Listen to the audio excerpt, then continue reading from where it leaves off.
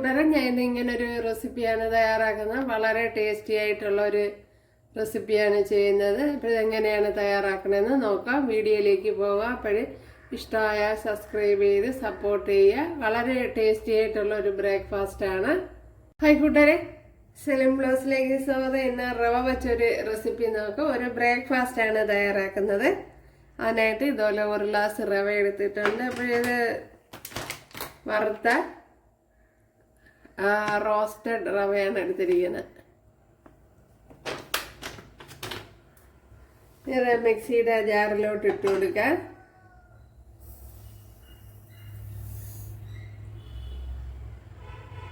ഒരു അര ഗ്ലാസ് അരിപ്പൊടി എടുത്തിട്ടുണ്ട്. ഇത് വറുത്ത പുട്ടിൻ്റെ പൊടിയാണ്. ഉണ്ടല്ലേ, റൈസ് ഫ്ലോർ.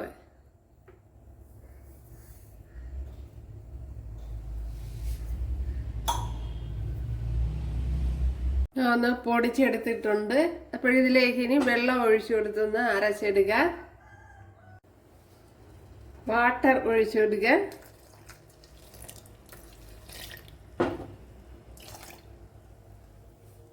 ഞാനിപ്പോൾ ഒരു അര ഗ്ലാസ് വെള്ളം ഒഴിച്ചു കൊടുത്തിട്ടുണ്ട്. ഒരു 1/4 ടീസ്പൂൺ സോഡാപ്പൊടി അതും കൂടെ ഇട്ട് കൊടുത്തൊന്ന് അടിച്ചെടുക്കുക. നമ്മുടെ മാവ് ഇവിടെ അടിച്ചെടുത്തോണ്ട് വന്നിട്ടുണ്ട്. അപ്പോൾ ഇതുപോലെ നല്ല ലൂസാക്കി എടുത്തിട്ടുണ്ട്.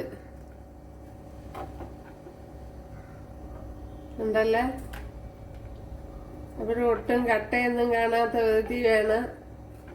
ജാറിന്റെ അടിയിൽ കയറി പിടിച്ചിരിക്കുക.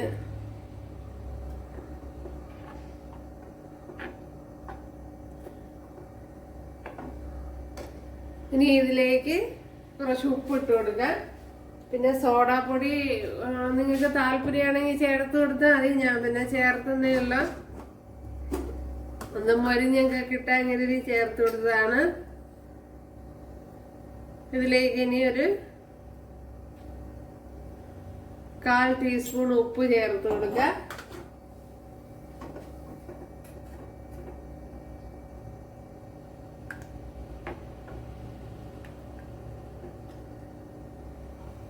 ഇതിലേക്ക് ഇനി ഒരു 1 ടേബിൾ സ്പൂണ് ക്യാരറ്റ്, കറി ലീവ്സ്, ചെറുതായിട്ട് അരിഞ്ഞ തക്കാളിപ്പഴം,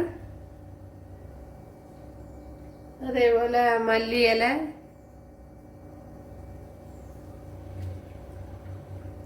വൺ ടേബിൾ സ്പൂൺ സവാള ഇത്ര ഇട്ട് കൊടുത്തിട്ടുണ്ട്. പിന്നെ ഇനി കൂടുതൽ ചേർക്കണമെന്നുള്ളവർക്ക് കൂടുതൽ ചേർത്ത് കൊടുക്കാം.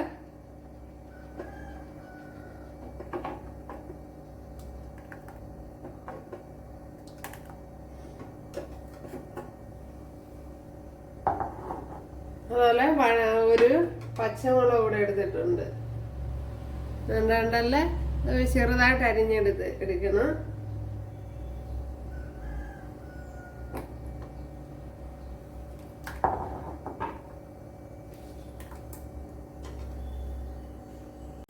ഞാൻ കോരി ഒഴിച്ചു കൊടുത്തിട്ടുണ്ട്.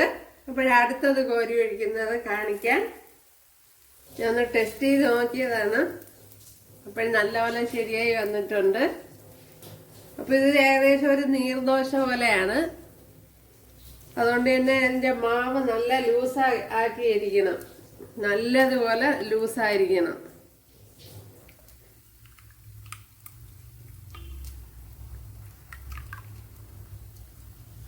നല്ല ഇത്ര നല്ല ലൂസാക്കി എടുത്തിരിക്കണം, അല്ലെങ്കിൽ ശരിയായി കിട്ടില്ല.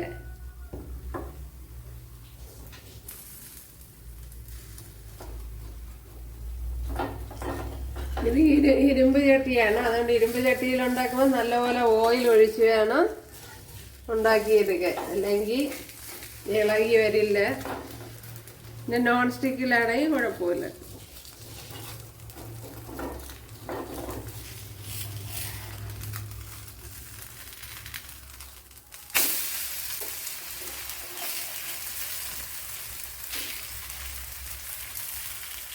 അവിടെ കയറി പിടിച്ചങ്ങിരുന്ന് കൂട്ടുകാര് ഇളവാ.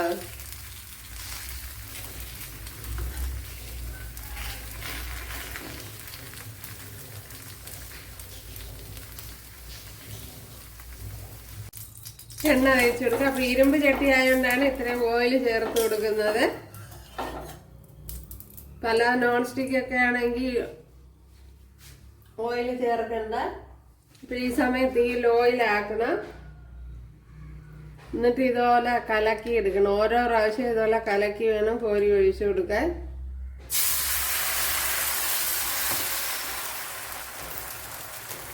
എന്നിട്ട് ഇതുപോലെ ക്ലിപ്പോ വല്ലതും കൊണ്ടൊന്നിങ്ങനെ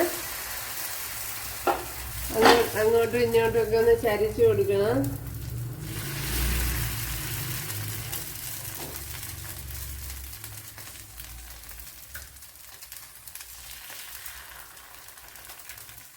ഓക്കെ, ഇതങ്ങനെ ഒരുപാട് ഷേപ്പൊന്നും വേണ്ട. ഇനി തീ കൂട്ടി വെച്ച് കൊടുക്കാം.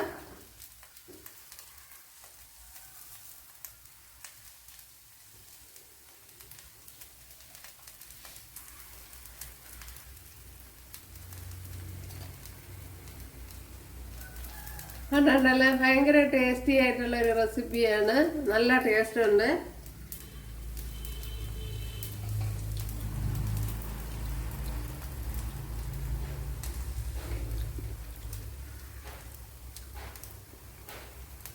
അപ്പോൾ ഞാനിവിടെ മറിച്ച് ഇട്ട് കൊടുത്തിട്ടുണ്ട്.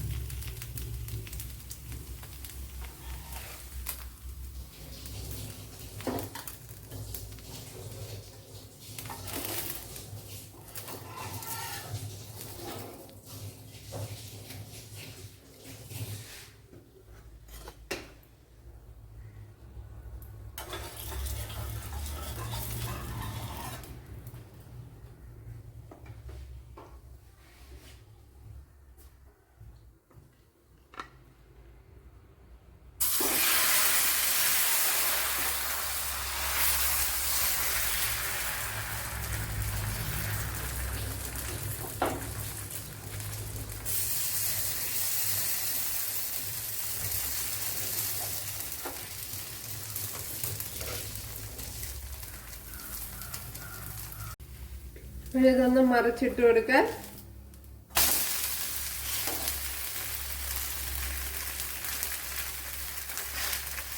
തീ എപ്പോഴും മീഡിയത്തിൽ തന്നെ വെച്ചിരിക്കണം. പിന്നെ കോരി ഒഴിക്കാൻ നേരം വേണമെങ്കിൽ ലോയിലാക്കി കൊടുക്കാം.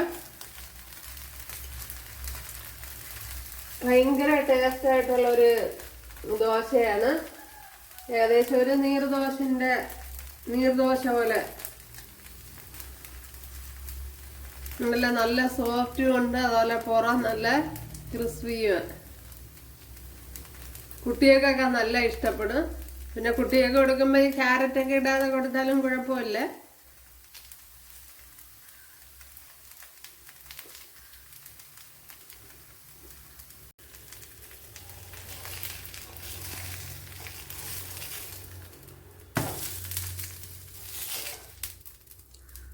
ഉണ്ടല്ലേ?